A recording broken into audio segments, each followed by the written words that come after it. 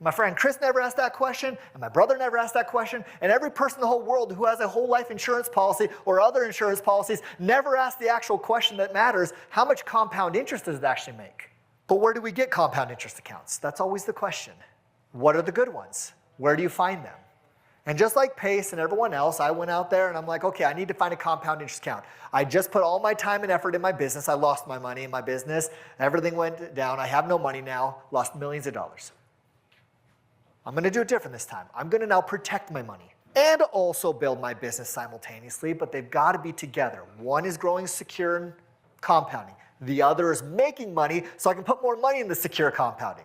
That is what a business is for, is to make you money to put it away somewhere secure so it actually compounds for you. And that ultimately produces some really amazing things. Where do you find a compound interest account? Just like Pace bought 2 years ago, a life insurance policy. That sounds really weird. Why would a life insurance policy be a really good compound interest account?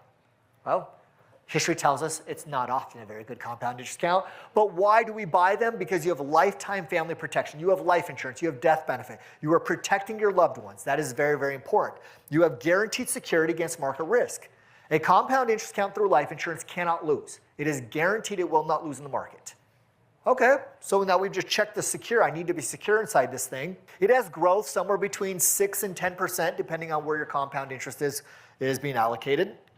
That's pretty good. Tax-free. Okay, that gives you a 25 to 30% head start against normal investments. So a 10 is really like a 13 in the normal investing world. And liquidity without penalty, and then ultimately tax-free income when you ultimately want it. So I'm looking at that, and who wouldn't want all those things? Everyone, are we on the same page that if we could get all that, that'd be pretty cool? Yeah. Yep, right? Absolutely. Sign me up. That's exactly what I said. I signed myself up. And then I got this little thing in my life. And it's always right here talking in my ear.